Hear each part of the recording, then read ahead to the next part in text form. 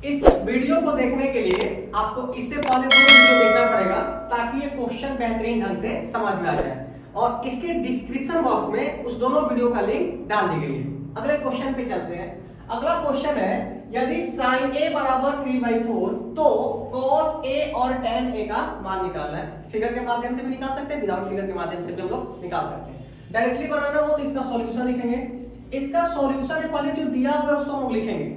जो दिया हुआ है हमारे पास ऑलरेडी दिया हुआ है sin a इक्वल टू 3/4। अब एंगल a है तो यहाँ भी एंगल a का ही वैल्यू पूछ रहा है, एंगल a से ही हमको रेशियो निकालना है।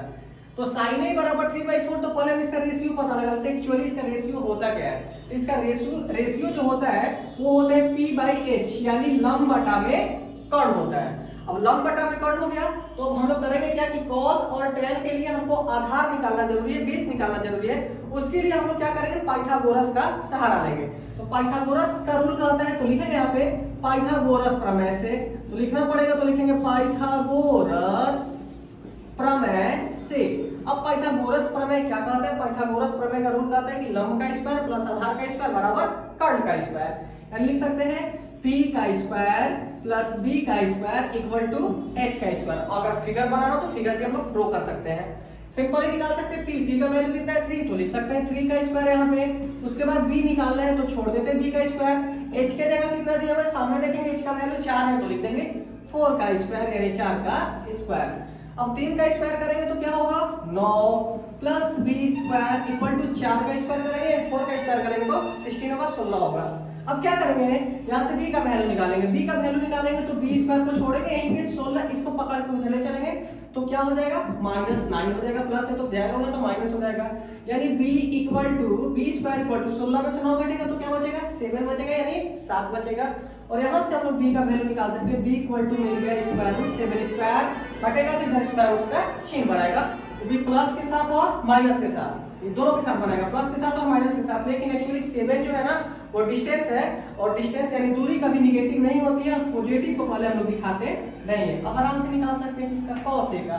तो cos a का निकालना हो तो cos a बराबर होता है b/h। देख लेते हैं b, यानी b का वैल्यू निकल गया स्क्वायर रूट 7, लिख सकते हैं स्क्वायर रूट 7, और h का वैल्यू देखेंगे कितना दिया हुआ है 4 दिया हुआ है तो लिख सकते हैं 4।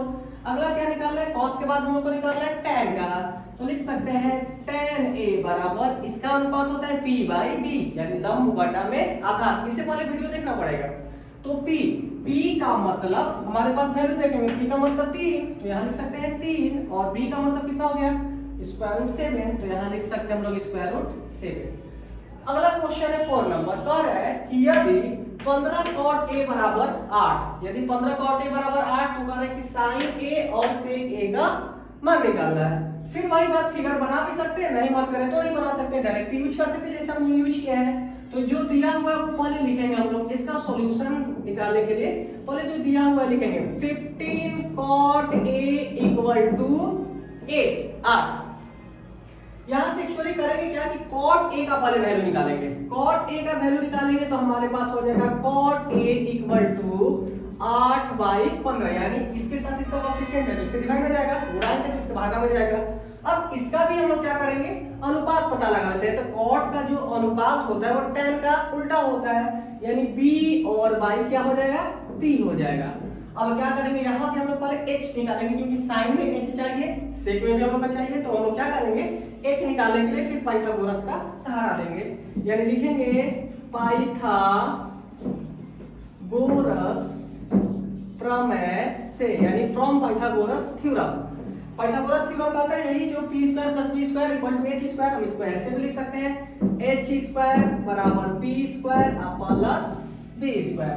देख लेते हैं, हमें h निकालना है, छोड़ देते हैं h square equal to p का वैल्यू कितना है 15 है, तो 15 का हम लोग क्या कर सकते हैं स्क्वायर प्लस b के जगह कितना है 8 है तो लिख सकते हैं 8 का स्क्वायर, यानी यहाँ पे हो गया हमारे पास h स्क्वायर बराबर 15 का स्क्वायर करेंगे तो 225 हो जाएगा, प्लस 8 का स्क्वायर करेंगे तो 64 हो जाएगा। अब क्या करेंगे, एक स्टेप बढ़ जाते हैं, यहाँ h इक्वल टू इन दोनों को जोड़ भी देते हैं, 225 और 64 जोड़ेंगे तो ये हो जाएगा हमारे पास 269, यानी जोड़ देते हैं आराम से, तो ये हो गया हमारे पास 5 4 9 हो गया, 6 2 8 हो गया, 289 हो जाएगा, 289 हो गया। और स्क्वायर से इधर हटेगा तो स्क्वायर उसका चिन्ह बन जाएगा। अब 289 का स्क्वायर रूट यानी वर्गमूल होता है हमारा h इक्वल टू, इसका वर्गमूल होता है 70, 17 हो गया। आराम से वैल्यू निकाल सकते हैं, किसका वैल्यू निकालना है, साइन का। तो लिख देते हैं यहाँ पे साइन, यानी पहला नंबर है साइन है, तो लिख सकते हैं साइन a का रेशियो जानते हैं p बाई h, यानी p। देख लेते हैं p का वैल्यू हमारे पास ऑलरेडी कितना दिया हुआ 15, और h कितना निकाल दिए 17, यहाँ लिख सकते हैं 15 बाई 17। और दूसरा क्या निकालना है, सेक, तो लिख देते हैं सेक, यहाँ पे सेक a बराबर क्या होता है, b by h, b by h होता है अनुपात, सेक a बराबर h बाई b होता है, क्योंकि cos का उल्टा होता है। तो हमारे पास क्या हो गया h का वैल्यू देख लेते हैं, h का वैल्यू कितना निकाल दिए 17, तो लिख देंगे हम लोग 17, और उसके बाद क्या लिखेंगे b देख लेंगे हमारे पास कितना है 8 है, तो लिख देंगे 8, यही हमारा कहलाएगा आंसर। क्वेश्चन नंबर 5 दिया हुआ है सेक थीटा बराबर 13/12, तो कर अन्य सभी त्रिकोणमितीय अनुपात को परिकलित करना यानी ज्ञात करना।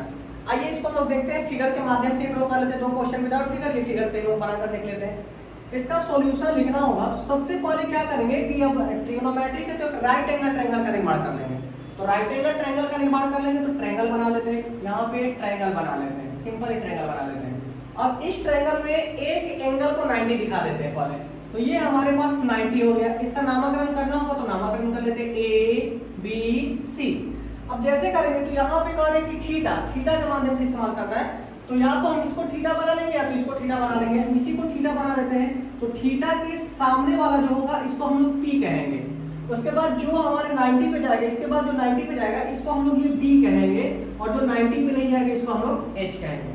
अब ऑलरेडी क्या दिया हुआ है क्वेश्चन में हमारे पास दिया हुआ है कि सेक थीटा बराबर 30/2 है, यानी 13 बाई हमारे पास 12 दिया हुआ है। यानी सिंपली कर सकते हैं कि इसका रेशियो पता लगा लेंगे कि सेक का रेशियो क्या होता है, ये cos का उल्टा होता है, यानी हम कह सकते हैं कि h बाई b होगा। अब h बाई b होगा तो हमको p निकालना होगा, यानी p निकालने के लिए या तो हम फिगर के माध्यम से भी देख सकते हैं, नहीं तो फिर देखेंगे h, यानी h का वैल्यू कितना दिया है 13, उसके बाद b का वैल्यू कितना दिया है 12, हमको p निकालना होगा क्योंकि अन्य सभी त्रिकोणमितीय अनुपात निकालना हो। तो हम लोग क्या करेंगे कि फिगर के माध्यम से ड्रॉ कर लेंगे, समकोण त्रिभुज का सहारा लेंगे या पाइथागोरस प्रमेय का इस्तेमाल करेंगे। तो लिख देते हैं हम लोग पाइथागोरस प्रमेय से, यहाँ लिखेंगे पाइथागोरस, और ये पाइथागोरस में ट्रायंगल इस्तेमाल किया गया ABC, ठीक है। तो पाइथागोरस प्रमेय से, और पाइथागोरस प्रमेय का इस्तेमाल करेंगे तो जानते हैं p² + b² = h² होता है। या फिगर के माध्यम से लिखना होगा तो ab² + bc² बराबर ac²। लिख देते हैं पाइथागोरस प्रमेय से, और यहाँ लिखना होगा तो लिख सकते हैं ट्रायंगल भी दिखा सकते हैं, यानी ट्रायंगल हमारे पास बन गया है ABC। तो दोनों ही इस्तेमाल कर सकते हैं, दोनों में से किसी एक का इस्तेमाल कर सकते हैं, फिगर का इस्तेमाल कर सकते हैं। तो फिगर का इस्तेमाल करना होगा तो लिख सकते हैं ab² प्लस BC² = AC², मतलब ये दोनों का स्क्वायर करेंगे फिर दोनों को जोड़ेंगे तो इसके स्क्वायर के बराबर आएगा। अब देख लेते हैं AB, मतलब AB का का मतलब ये है, BC का मतलब ये है, और AC का मतलब ये है। देख लेंगे H का वैल्यू ये हो गया, मतलब HE का मतलब AC है, तो AC का वैल्यू देख लेते हैं हमारे 13 हो गया, इसके जगह लिख देते हैं 13 का मतलब स्क्वायर।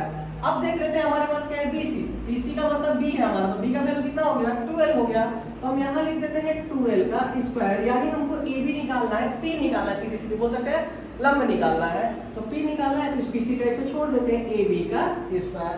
अब क्या करेंगे हम लोग AB का स्क्वायर प्लस 12 का स्क्वायर करेंगे तो 144 हो जाएगा, और इसका स्क्वायर करेंगे तो 169 हो जाएगा। इसको पकड़ के उधर ले चलेंगे, पकड़ के लिए चलेंगे तो हमारे पास क्या होगा AB² = 169, इसको पकड़ के ले चलेंगे तो -144 हो जाएगा। अब देख लेते हैं AB² इनमें से इनको घटा देंगे, तो इसमें से घटाएंगे तो हमारे पास कितना बचेगा 25 बचेगा, 169 में से 144 घटाएंगे तो 25 बचेगा। और यहाँ से हम AB का वैल्यू लिख सकते हैं, स्क्वायर से इधर स्क्वायर उसका चिन्ह बनाएगा, और 25 का वर्गमूल हमारे पास कितना आ जाएगा 5 आ जाएगा, यानी हम AB का वैल्यू कितना निकाल सकते हैं 5। अब क्या करेंगे कि हमको अन्य सभी त्रिकोणमितीय अनुपात निकालना है, तो आराम से हम लोग लिख सकते हैं, एक तो दिया हुआ है, तो सबसे पहले हम अन्य सभी त्रिकोणमितीय अनुपात में सबसे पहले किसका मान लिखेंगे साइन का, तो एंगल क्या है थीटा है, तो हम भी थीटा की जगह यहाँ थीटा डाल देते हैं। थीटा के माध्यम से हम लोग इस्तेमाल करेंगे।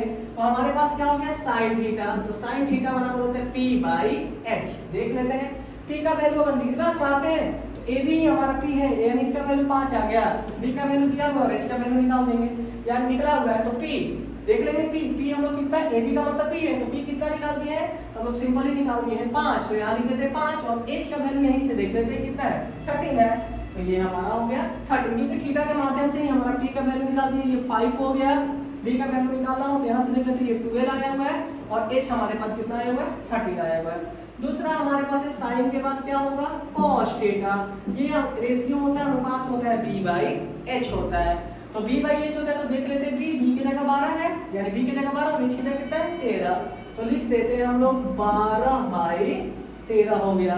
तीसरा हमारा होता है tan थीटा, तो tan थीटा बराबर होगा P बाई B होता है, तो P का वैल्यू देख लेते हैं, P का वैल्यू थीटा के माध्यम से कितना हो गया 5 है, तो लिख देते हैं 5 और B का वैल्यू कितना है 12 है, तो लिख देते हैं हम लोग 12।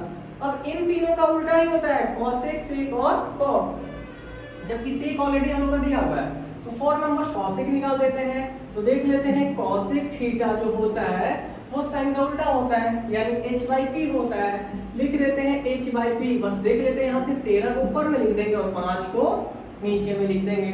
cosec के बाद sec ऑलरेडी दिया हुआ है, तो किसका बच गया cot का, तो लिख देते हैं cot का, cot थीटा जो होता है वो tan का उल्टा होता है, और tan देख लेंगे v बाई p ऊपर चला गया और p नीचे आ गया, तो देख लेते हैं 12 ऊपर चला गया और 5 नीचे आ गया, 12 बाई 5 यही हम लोग का कहलाएगा आंसर।